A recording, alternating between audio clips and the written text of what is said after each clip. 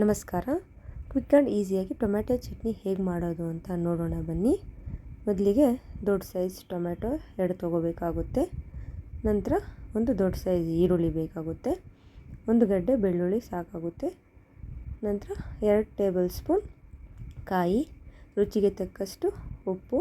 ನಂತರ ಬೇಕಾದರೆ ಉಪ್ಪನ್ನು ಆ್ಯಡ್ ಮಾಡ್ಕೋಬೋದು ನಾವು. ಮತ್ತು ಅರ್ಧ ಹಿಡಿ ಕೊತ್ತಂಬರಿ ಸೊಪ್ಪು, ಒಂದು 7ರಿಂದ 8 ಹಸಿಮೆಣಸಿನಕಾಯಿ, ಅರ್ಧ ಟೇಬಲ್ ಸ್ಪೂನ್ ಜೀರಿಗೆ, 1/4 ಟೇಬಲ್ ಸ್ಪೂನ್ ಮೆಣಸು ತೊಗೋಬೇಕಾಗುತ್ತೆ. ಮತ್ತು ಇವುಗಳನ್ನೆಲ್ಲ ಒಂದಾದಮೇಲೊಂದು ಬಾಣಲಿಗೆ ಹಾಕಿ ರೋಸ್ಟ್ ಮಾಡ್ಕೋಬೇಕಾಗುತ್ತೆ. ನಾವು ಒಂದು 3ರಿಂದ 4 ಟೇಬಲ್ ಸ್ಪೂನ್ ಎಣ್ಣೆನ ಬಾಣಲಿಗೆ ಹಾಕ್ಕೊಬೇಕು. ಹಾಕ್ಕೊಂಡು ಈ ಐಟಮ್ಸ್ ಇದ್ದಾವಲ್ಲ ಒಂದೊಂದನ್ನೇ ಫ್ರೈ ಮಾಡ್ಕೋಬೇಕಾಗುತ್ತೆ. ಮೊದಲಿಗೆ ಹಸಿಮೆಣಸಿನ್ಕಾಯಿ ಹಾಕಿ 1 ನಿಮಿಷ ಫ್ರೈ ಮಾಡಬೇಕು. ಎಲ್ಲ ಐಟಮ್ಸನ್ನು 1 ನಿಮಿಷ ಫ್ರೈ ಮಾಡ್ಕೋಬೇಕು. ಈಗ 1 ನಿಮಿಷ ಹಸಿಮೆಣಸಿನ್ಕಾಯಿ ಫ್ರೈ ಆದಮೇಲೆ ಈರುಳ್ಳಿ ಮತ್ತು ಬೆಳ್ಳುಳ್ಳಿಯನ್ನು ಒಂದೇ ಸರಿ ಆ್ಯಡ್ ಮಾಡ್ಕೊತಾ ಇದ್ದೀನಿ. ಅದನ್ನು 1 ನಿಮಿಷ ನೀಟಾಗಿ ಈ ರೀತಿ ಫ್ರೈ ಮಾಡ್ಕೋಬೇಕು.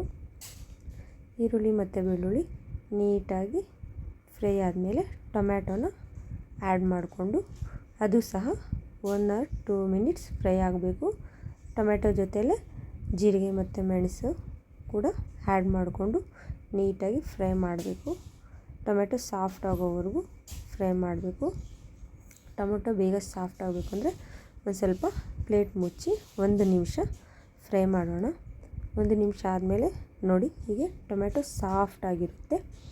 ಟೊಮೆಟೊ ಸಾಫ್ಟ್ ಆದಮೇಲೆ ನೀಟಾಗಿ ಎಣ್ಣೆ ಬಿಟ್ಟ ನಂತರ ಕೊತ್ತಂಬರಿ ಸೊಪ್ಪು ಮತ್ತು ಕಾಯನ್ನು ಆ್ಯಡ್ ಮಾಡಿಕೊಂಡು ನೀಟಾಗಿ ಮಿಕ್ಸ್ ಮಾಡಬೇಕಾಗುತ್ತೆ. ಅದು ಕೊತ್ತಂಬರಿ ಸೊಪ್ಪು ಮತ್ತು ಕಾಯಿ ಏನು ರೋಸ್ಟ್ ಮಾಡೋಂಗಿಲ್ಲ. ರೋಸ್ಟ್ ಆಗಿರೋ ಐಟಮ್ ಜೊತೆಗೆ ಹಾಕಿ ನೀಟಾಗಿ ಮಿಕ್ಸ್ ಮಾಡಿಕೊಂಡ್ರೆ ಸಾಕು. ಇದೆಲ್ಲ ಮಿಕ್ಸ್ ಆಗಿ ನೋಡಿ ನೀಟಾಗಿ ಎಣ್ಣೆ ಬಿಟ್ಟಿದೆ. ಈ ರೀತಿ ಎಣ್ಣೆ ಬಿಡೋವರೆಗೂ ಲೋ ಫ್ಲೇಮಲ್ಲಿ ಅಥವಾ ಮೀಡಿಯಮ್ ಫ್ಲೇಮಲ್ಲಿ ನೀಟಾಗಿ ರೋಸ್ಟ್ ಮಾಡ್ಕೋಬೇಕು, ಚೆನ್ನಾಗಿ ಘಮ ಬರೋವರೆಗೂ. ನಂತರ ರೋಸ್ಟ್ ಆದಮೇಲೆ ಸ್ಟವ್ ಆಫ್ ಮಾಡಿ ಒಂದು 5 ನಿಮಿಷ ತಣ್ಣಗಾಗಕ್ಕೆ ಬಿಟ್ಟು ಜಾರ್ಗೆ ಟ್ರಾನ್ಸ್ಫರ್ ಮಾಡ್ಕೋಬೇಕು. ನೀಟಾಗಿ ಎಲ್ಲನೂ ರೋಸ್ಟ್ ಆಗಿರೋದನ್ನೆಲ್ಲ ನೀಟಾಗಿ ಜಾರ್ಗೆ ಟ್ರಾನ್ಸ್ಫರ್ ಮಾಡಿಕೊಂಡು ಬನ್ನಿ ಗ್ರೈಂಡ್ ಮಾಡೋಣ. ಗ್ರೈಂಡ್ ಮಾಡಿದ ನಂತರ ನೋಡಿ ಈ ರೀತಿ ನಮಗೆ ಟೊಮ್ಯಾಟೊ ಚಟ್ನಿ ರೆಡಿ ಆಗುತ್ತೆ.